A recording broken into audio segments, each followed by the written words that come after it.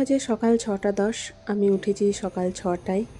উঠে ফ্রেশ হয়ে এই জানলার ধারে ট্রেন যাচ্ছিল, তাই দেখছিলাম যে কোন ভোর থেকে মানুষ কাজের উদ্দেশ্যে ছুটতে থাকে। কেউ ঘরে, কেউ বাইরে।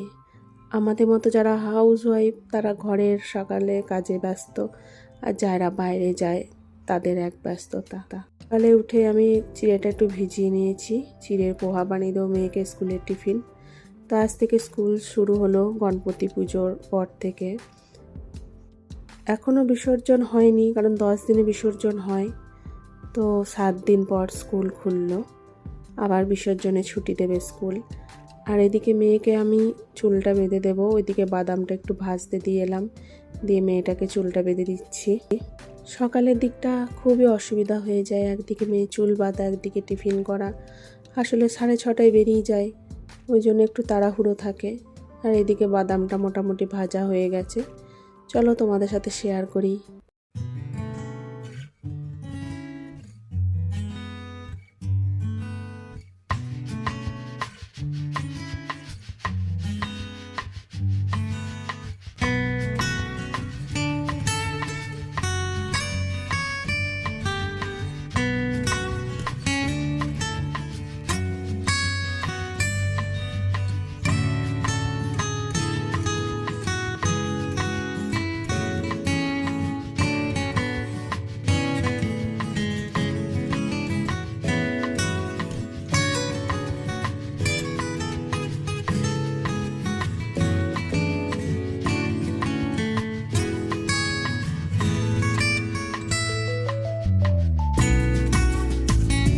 মেয়েকে সব কিছু গুছিয়ে দিলাম, মেয়ে স্কুল চলে গেল।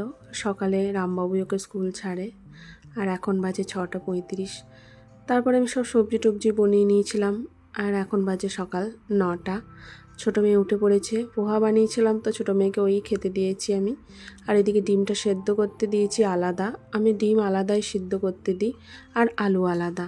জানি না, আমার ডিম আলু একসাথে সিদ্ধ করতে একদম ভালো লাগে না। আর এদিকে রামবাবু একটু চা বানাচ্ছিল, ওইদিকে ভাত, আর এদিকে বেগুন ভাজাটা হচ্ছে, আর ডিম সিদ্ধ এসব ছাড়িয়ে নিয়েছি, মশলা সব করে নিয়েছি। এবার রান্না করব, কারণ মনুষোনার আজ স্কুল আছে। আর মনুকর পাপা টিউশন দিয়ে এসেই চাটা বানাচ্ছে, আর এইদিকে আমি চাটা ঢেলে নেব। আর এখন দুজনে আমি বসে পড়েছি চা খেতে। সকালের একটু টাইম থাকে, দুজনে একটু একসাথে বসি, গল্প করি। আর জানো কি খাচ্ছি? চা আর বাসি রুটি। আমার মতো কার কার ভালো লাগে চা আর বাসি রুটি? সেই ছোটোবেলার পছন্দর জিনিস। কিন্তু অনেকের অ্যাসিডিটি প্রবলেম থাকে, ওর জন্য কেউ খেতে চায় না। বাকি আমার অতটা অসুবিধা হয় না। আর এদিকে মনুষোনার জন্য টিফিন দেব, ওকে ফল টিফিনই দিই, কারণ ও ভাত খেয়ে যায়, ওর যেহেতু দুপুরে স্কুল। আর এইদিকে রামবাবুকে বললাম যে বেদানাগুলো খারাপ হয়ে যাচ্ছে, তুমি ছাড়িয়ে দাও। আর এখন বাজে হচ্ছে সকাল 11:30 থেকে 12:15। আর কাজী দিদি বাসন সব ধুয়ে দিয়েছে, আর আমি ঘরগুলো সব পরিষ্কার করে নিয়েছি। তারপরে গ্যাসটা মুছে নেব। আর এদিকে মনুষোনা স্নান করিয়ে দিয়েছি, ও রেডি হচ্ছে। আর কিচেনটা চলো একবার তোমাদের সাথে শেয়ার করে দিই, যে সব পরিষ্কার পরিচ্ছন্ন কমপ্লিট। আর এইদিকে তোমার মনু টিফিনও দিয়ে দিয়েছি। এবার মনুকে ভাত দিয়ে দেব, মনু খেয়ে তারপরে স্কুল যাবে। আর বেগুন ভাজা ডিমের ঝোলই করেছি। আর এখন মনুষোনাকে ভাতটা মাখিয়ে দেব, ও নিজে নিজেই খেয়ে নেবে টিভি দেখতে দেখতে। আর এই যে ওনাকে আমি রেডি করিয়ে দিয়েছি। আর ওকে আমি যদি কিউট বলি, ও খুব খুশি হয়, ওই জন্য মুখের ওর এক্সপ্রেশনটাই চেঞ্জ হয়ে যায়। তো চলো ওকে স্কুলে ছেড়ে দিই।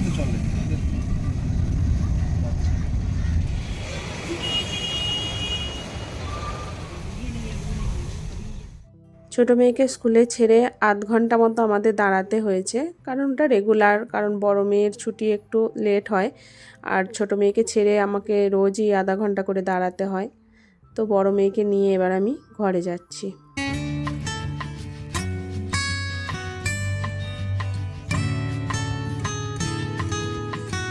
মেয়ে বাবাকে কি শেখাবে? বাবা ওইদিকে ক্যাটওয়াক করা শেখাচ্ছে মেয়েকে। সেদিন সোসাইটিতে ওই যে ক্যাটওয়াক, র্যাম্প ওয়াক এইসব হয়েছিল না, ফ্যাশন শো, সেই সবই চর্চা চলছে। ঘরে এসে স্নান করে পুজো করে নিয়েছি, আর আজকে একটু শ্যাম্পু করলাম মাথাটা। তো রামবাবু ওইদিকে স্নান করছে, তারপর সবাই মিলে একসাথে ভাত খাবো। আর এইদিকে আমি আর মেয়ে খেতে বসে পড়েছি।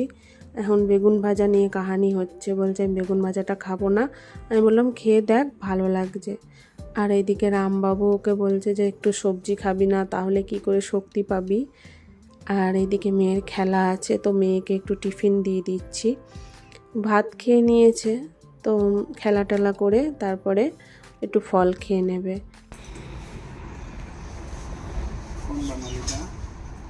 বাই। খাওয়া দাওয়া করে একটু রেস্ট নিয়ে চলে গেল খেলতে। অন্যদিন তো আমিই ছাড়ি, আজ যেহেতু ওর পাপা ঘরে আছে, আজকে ওর খেলার ওখানে মিটিং আছে, ওর জন্যই গেল, তার জন্যই ঘরে আছে।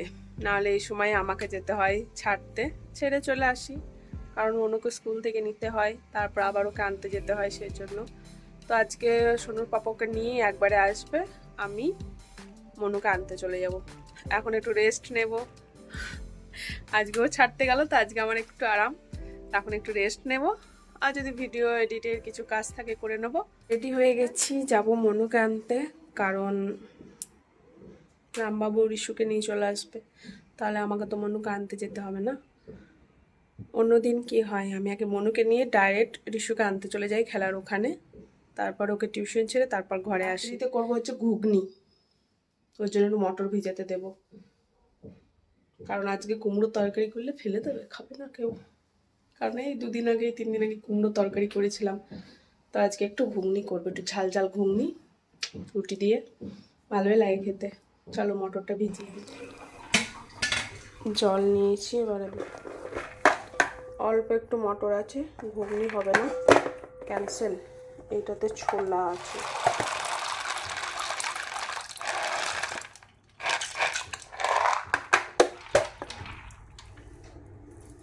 আজকে মনুসোনা সব আপেল পড়ে গেছিল, তারপরে ওর বন্ধুরা ওকে শেয়ার করেছে, তাই তো সোনা? কি খেয়েছো তাহলে? ম্যাঙ্গো ছিল, বানানা চিপস ছিল, তারপরে পাপায়া ছিল, আর মুগ ডালের এটা ছিল, মুগ ডাল সেই ভাজা, আর কেক। কেক। এত কিছু দিয়েছে তোমাকে সবাই? ও বাবারে, এখন কি খাবে তাহলে? এখন মুড়ি খাবে? না, মুড়ি মুড়ি পছন্দ না। আচ্ছা যাও, তুমি ড্রেস চেঞ্জ করো, ঠিক আছে?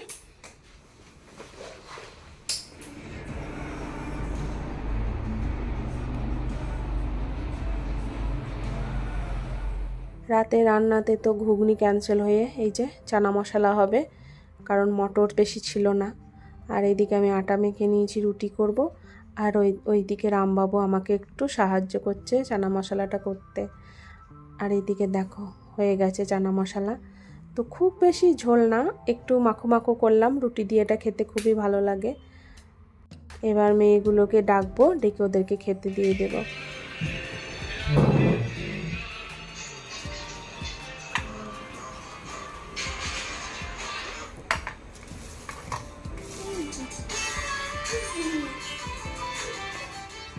আর এই যে সকালে যে ডিমের ঝোল রান্না করেছিলাম, ওইটুকু পড়ে আছে, তো ওটা ফেলেই দেবো। আর এদিকে রামবাবুর আর আমার একসাথে নিয়ে নিয়েছি রুটি আর ছোলা। আর এই যে ছোটো মেয়ে চলে গেছে নিচে, কারণ বড় মেয়ে যেখানে বসে আছে ওখান থেকে টিভিটা ভালো দেখা যায়, আর ও তো সেটা দেখতে পায় না, ওই জন্য নিচেই চলে যায়। আর এই যে এইগুলো আমি আজকে আর গোছাতে পারছি না, এগুলো কাল গোছাবো। গুছিয়ে গুছিয়ে আমি পাগল হয়ে গেলাম। আর এদিকে বলছে কালকে যখন গোছাবে দেখবে অনেক হয়ে যাবে। চলো, তোমরা সবাই ভালো থেকো, টাটা।